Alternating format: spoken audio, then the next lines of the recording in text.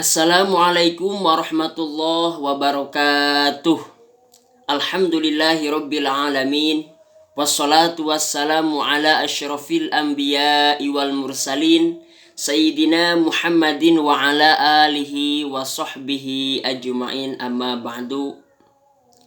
Pertama-tama Bapak dosen yang saya hormati, juga rekan-rekan yang saya banggakan, yang semoga oleh Allah kita semua diberikan rahmat, diberikan curahan magfirah oleh Allah Subhanahu wa Ta'ala. Amin ya Allah ya Rabbal Alamin.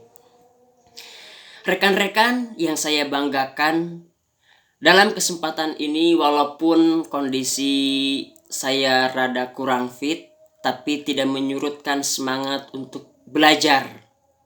Karena belajar itu tidak ada batasannya. Bahkan kata Rasulullah, utulubul ilma minal mahdi ilal lahdi. Carilah ilmu dari mulai kau di pangkuan seorang ibu sampai ke liang lahat. Jadi artinya kita mencari ilmu tidak ada batasannya.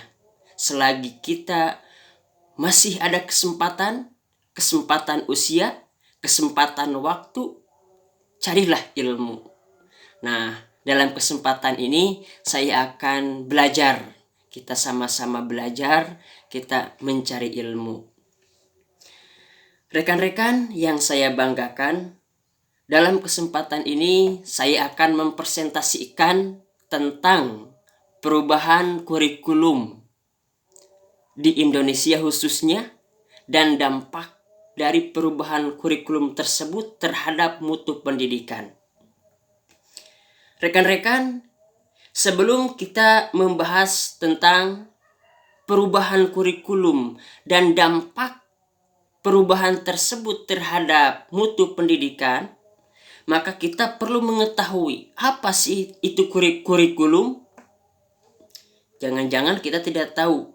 Kita hanya tahu perubahan-perubahan, tapi kita tidak tahu apa itu yang berubahnya atau kurikulumnya itu apa. Makanya di sini akan dijelaskan pengertian perubahan kurikulum. Nih, di sini dalam Kamus Bahasa Indonesia, dalam KBBI, Kamus Besar Bahasa Indonesia, yang dimaksud kurikulum adalah perangkat mata pelajaran yang diajarkan pada lembaga pendidikan.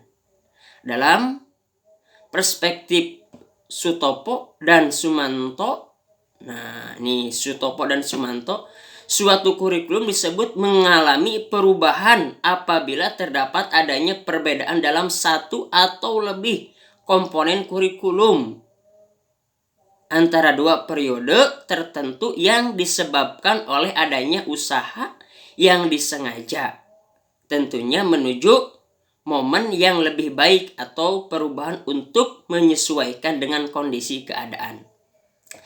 Kalau dilihat di sini ada dua. Yang pertama tadi dari KBBI, dari Kamus Besar Bahasa Indonesia, yaitu perangkat mata pelajaran. Jadi di dalamnya ketika kita membicarakan kurikulum berarti di dalamnya ada mata pelajaran atau bahan ajar, isinya di situ ada yang diajarkan pada lembaga pendidikan. Nah, itu dari Kamus KBBI. Tapi kalau dalam perspektif Sutopo dan Sumanto, yaitu kurikulum disebut mengalami perubahan apabila terdapat adanya perbedaan. Nah, ini lebih ke pengertian perubahannya. Adapun komponen-komponen dari kurikulum tersebut, kita harus tahu nih, komponen atau unsur-unsur di dalam kurikulum itu apa sih? Nah, di sini komponen-komponennya yang pertama ada tujuan pendidikan. Jadi kita harus ingat bahwa dalam kurikulum itu ada yang dinamakan tujuan pendidikan. Dalam tujuan pendidikan ini Terutama dalam perspektif pendidikan nasional, tujuan pendidikan nasional dapat dilihat secara jelas dalam Undang-Undang Nomor 3 Tahun 2003 tentang sistem pendidikan nasional, bahwa pendidikan nasional berfungsi mengembangkan kemampuan dan membentuk watak serta peradaban bangsa yang bermartabat dalam rangka mencerdaskan kehidupan bangsa. Nah, jadi ketika kita membicarakan komponen, tentu yang pertama itu ada tujuan. Bahkan dalam tujuan ini, di dalamnya itu meliputi visi dan misi. Makanya dalam sebuah lembaga, ketika mau memulai kurikulum, itu harus ada tujuan yang menyangkut visi dan misi. Supaya apa? Supaya tujuannya terarah. Karena segala sesuatu tanpa ada tujuan, tanpa ada visi dan misi, mungkin arah kita ke depannya tidak akan terbayang, bahkan tidak akan tercapai. Karena apa? Tujuannya tidak ada. Ketika kita mau berangkat ke Sukabumi, tentu ada tujuan, kita mau ke Sukabumi. Tapi kalau kita berangkat tanpa ada tujuan, mungkin kita tidak ada finishingnya. Ya.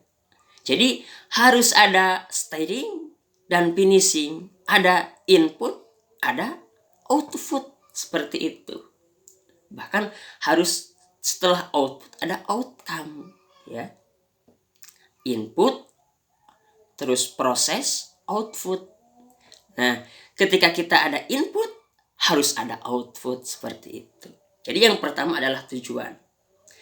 Yang kedua dalam komponen itu adalah materi pembelajaran. Nah, ini menyangkut materi ajar.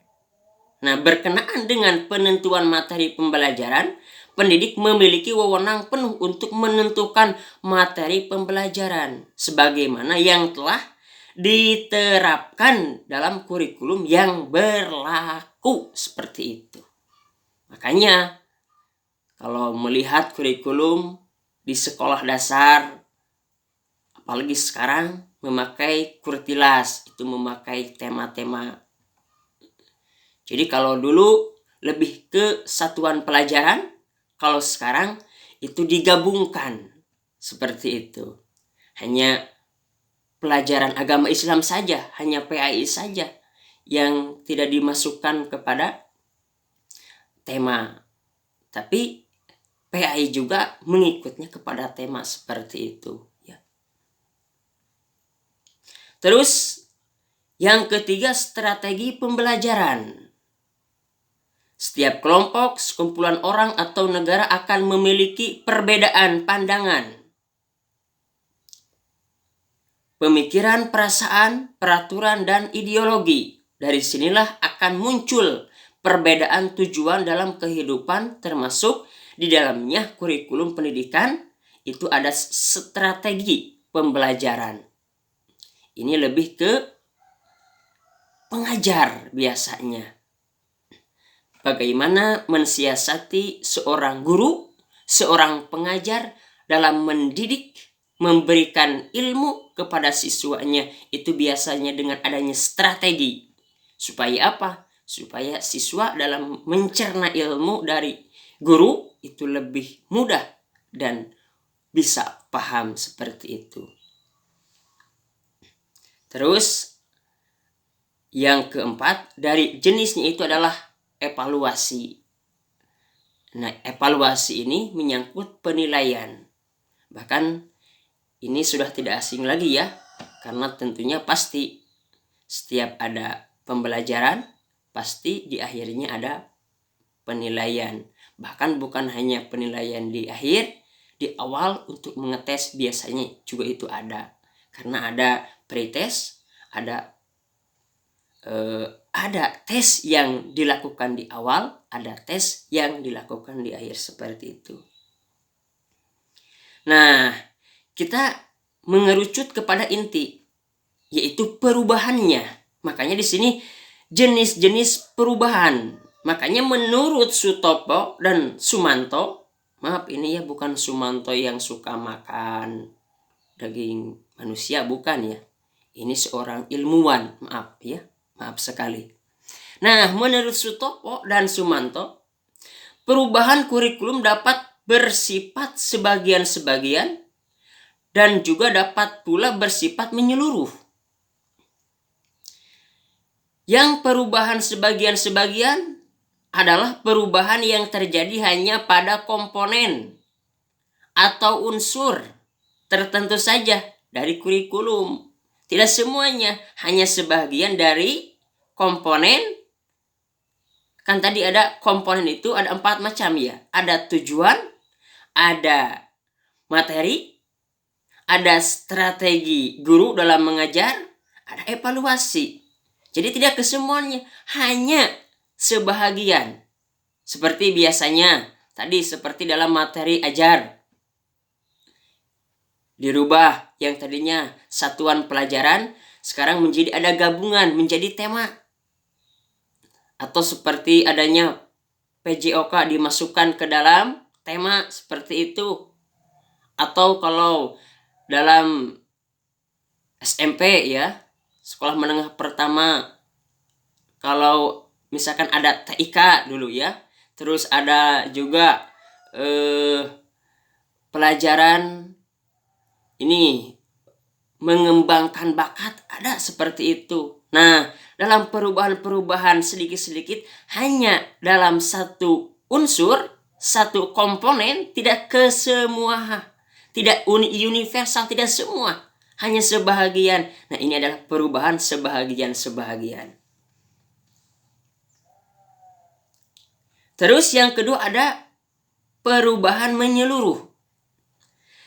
Di samping secara sebagian-sebagian, perubahan suatu kurikulum dapat saja terjadi secara menyeluruh. Artinya, keseluruhan sistem dari kurikulum tersebut mengalami perubahan yang mana tergambar baik di dalam tujuannya, isinya, organisasi, dan strategi dan pelaksanaannya.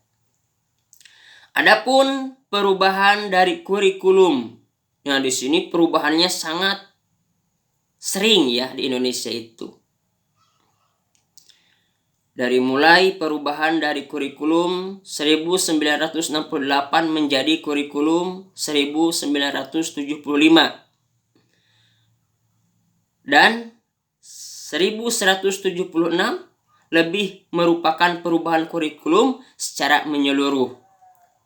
Demikian pula kegiatan pengembangan kurikulum sekolah, pembangunan, mencerminkan pula usaha perubahan kurikulum yang bersifat menyeluruh. Kurikulum 1975 dan 1976 misalnya pengembangan tujuan, isi, organisasi, dan strategi pelaksanaan yang baru dan dalam banyak hal berbeda dari kurikulum sebelumnya. Nah, namun sebelum memaparkan tentang perubahan-perubahannya, apa sih faktor-faktor yang mempengaruhi perubahan tersebut? Nah, pendidikan adalah sesuatu yang akan berjalan terus tanpa ada batasan. Selama masih ada kehidupan, manusia akan terus belajar dan mengembangkan ilmu dan pendidikan. Di dalam perjalanannya, pendidikan akan berubah, dipengaruhi faktor-faktor sebagai berikut. Yang pertama, faktornya itu adalah falsafah pendidikan. Dalam KBBI, Kamus Besar Bahasa Indonesia, falsafah adalah anggapan, gagasan, dan sikap batin yang paling dasar yang dimiliki oleh orang atau masyarakat. Pandangan hidup, falsafah negara memainkan peranan yang penting dalam memberikan corak sistem pendidikan di sebuah negara.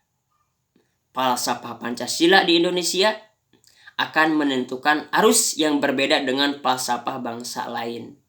Nah, di sini adalah tentunya ada falsafah pendidikan. Biasanya ini melibatkan tokoh-tokoh melibatkan cendekiawan-cendekiawan, melibatkan ilmuwan-ilmuwan, khususnya yang ada di Indonesia tentunya. Atau biasanya itu ada pertama masing-masing orang, masing-masing individu punya argumen sehingga ditampung, sehingga adanya di situ. Karena misalkan tidak kecocokan lagi dari segi misal politik, segi budaya yang mesti harus dirubah, itu di situ adanya falsafah pendidikan, dari falsafah ideologi biasanya. Terus yang kedua, faktor yang mempengaruhi perubahan itu adalah kehendak masyarakat. Kehendak masyarakat. Globalisasi dan perubahan budaya memaksa masyarakat untuk berkembang dan menentukan pilihan untuk kemajuannya. Sekat-sekat bangsa akan dihilangkan. Dari sinilah masyarakat akan berubah mengikuti perubahan, sehingga kurikulum pendidikan akan berubah sesuai kehendak masyarakat. Nah, ini faktor yang mempengaruhi juga perubahan kurikulum. Yang ketiga, faktor politik. Nah, politik adalah pengetahuan mengenai ketatanegaraan atau kenegaraan atau sistem pemerintahan dalam perspektif Islam. Terus yang keempat, yang mempengaruhi perubahan kurikulum itu adalah faktor pembangunan negara dan perkembangan dunia. Perkembangan kurikulum juga dipengaruhi oleh faktor pembangunan negara dan perkembangan dunia. Nah, negara yang ingin maju dan membangun akan selalu merubah kurikulumnya. Karena tidak akan mungkin ada kemajuan, tidak akan mungkin merasakan menjadi maju tanpa adanya perubahan. Jadi mesti harus berubah. Orang mau kaya, tapi dia tidak mau berubah. Tentu dia hanya angan-angan saja yang dia dapatkan. Tapi kalau kita mau berubah, kita ada action. Nah, di situ ada action nih. Ada realisasi, aplikasi. Ada bukti nyata yang kita lakukan. Tentu ketika kita berubah, hasil dari perubahan kita akan mendapatkan. Kalau misalkan tidak berhasil, ya mungkin kembali lagi ke asal seperti itu ya. Terus faktor perubahan sosial. Nah, itu faktor-faktor yang mempengaruhi. Juga ada lagi yang keenam, faktor perkembangan ilmu dan kepentingan. Nah, ini juga sangat mempengaruhi perkembangan ilmu dan kepentingan. Karena zaman dan masa selalu berkembang, silih berganti, tiap masa akan dijalani generasi dengan kemampuan berbeda-beda. Tidak akan sama. Terutama dalam segi politik, segi teknologi. Kalau dulu HP masih jadul kan, kalau sekarang pakai Android. Sekarang ya, medsos. Dengan menggunakan medsos, orang akan lebih mudah tahu informasi seperti itu kan ya. Terus perubahan kurikulum. Nah, perubahan kurikulum di sini pertama, rencana pelajaran pada tahun 1947. Nah, kurikulum pertama yang lahir pada masa kemerdekaan ini memakai istilah bahasa Belanda. Leerplan, artinya rencana pelajaran. Terus pada tahun rencana pelajaran terurai, yaitu pada tahun 1952. Kurikulum ini merupakan penyempurnaan kurikulum sebelumnya. Pertama, hanya rencana. Yang kedua, tahun 1952 mulai diuraikan. Penyempurnaan dari tahun 1947 tadi. Terus tahun 1964, pemerintah kembali menyempurnakan sistem kurikulum pada 1964, namanya Rentiana Pendidikan. Ciri-cirinya kurikulum ini yaitu pemerintah mempunyai keinginan agar rakyat mendapat pengetahuan akademik untuk pembekalan pada jenjang SD. Terus kurikulum 1968 lahir pada masa Orde Baru. Kurikulum ini bersifat politis dan menggantikan rencana pendidikan. 1964.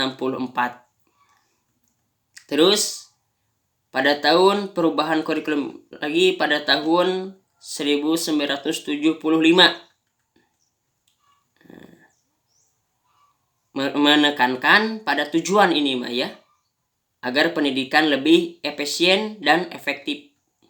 Terus yang keenam pada tahun 1984,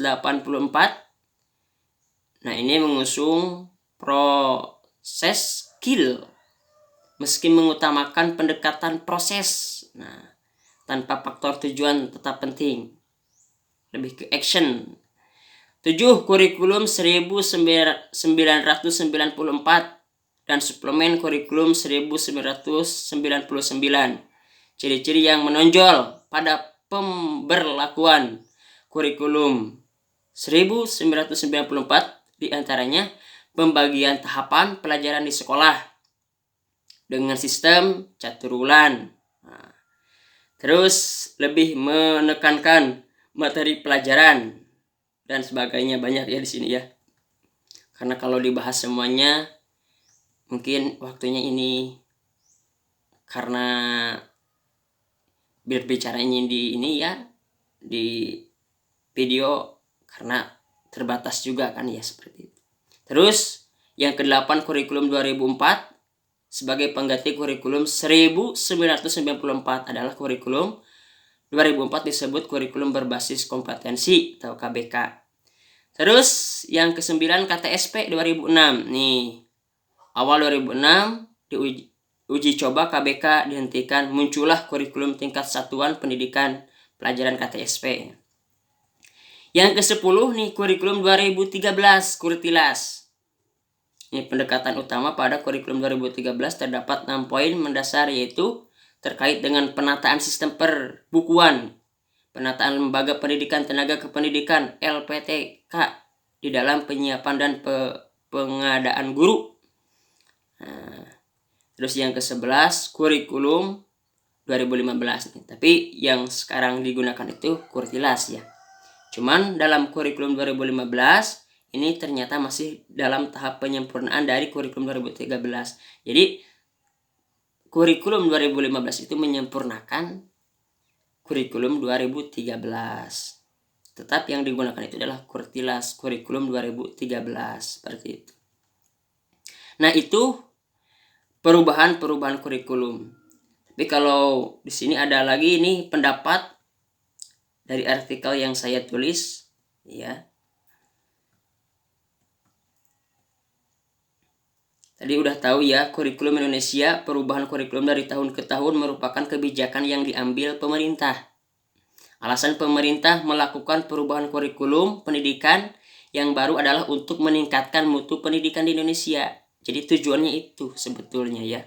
Kita jangan seuzon dulu ya. Dari dulu dirubah tapi tidak ada kemajuannya, jangan seperti itu juga ya. Kita tetap menghargai proses karena tidak mudah seperti itu. Cuman kita punya pendapat boleh. Akan tetapi tujuan dari pemerintah tidak selalu sejalan dengan kenyataan di lapangan, seperti itu. Karena di sini menurut Profesor Dr. Nanang Patah mengatakan pemerintah jangan banyak melakukan perubahan. Terlalu sering melakukan perubahan kurikulum pendidikan dinilai kurang efektif dan efisien. Beliau mengatakan bahwa perubahan kurikulum yang terlalu sering dinilai kurang efektif dan efisien bagi pendidikan Indonesia. Tong lobating ngarubah kurikulum lah dari hasil lama gitu-gitu keneh nihil, kata Dr. Nanang seperti itu.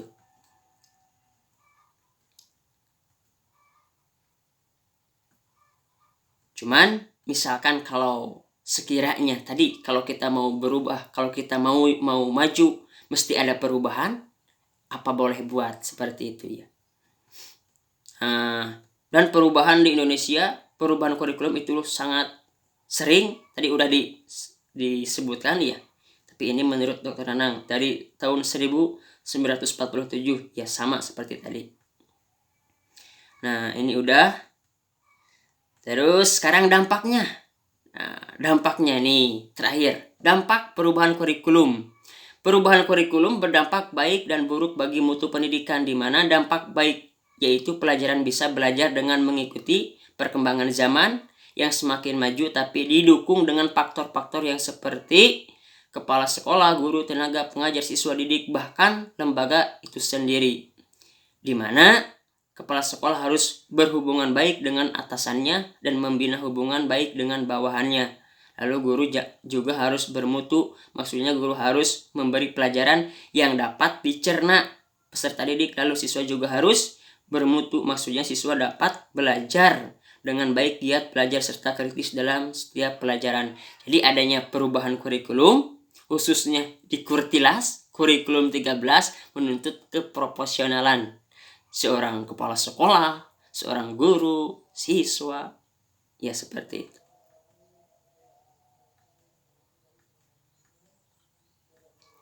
Terus ada lagi dampak negatifnya adalah mutu pendidikan menurun dan perubahan kurikulum yang begitu cepat menimbulkan masalah-masalah baru seperti menurunnya prestasi siswa.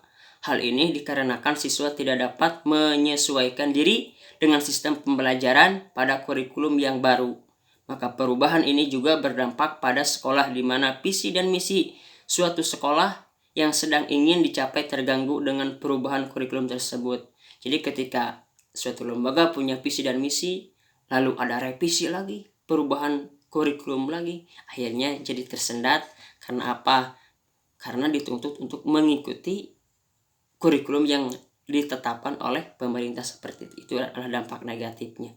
Mungkin itu yang bisa saya sampaikan dari mulai pengertian kurikulum, komponen kurikulum, faktor yang menyebabkan perubahan kurikulum, juga dampak perubahan kurikulum terhadap mutu pendidikan khususnya yang ada di Indonesia. Jadi ada dampak positif, ada dampak negatif. Dampak positifnya dituntut untuk profesional, dan dampak negatifnya ketika mau mengembangkan adanya perubahan, maka adanya visi misi tersebut tersendat karena adanya perubahan tersebut.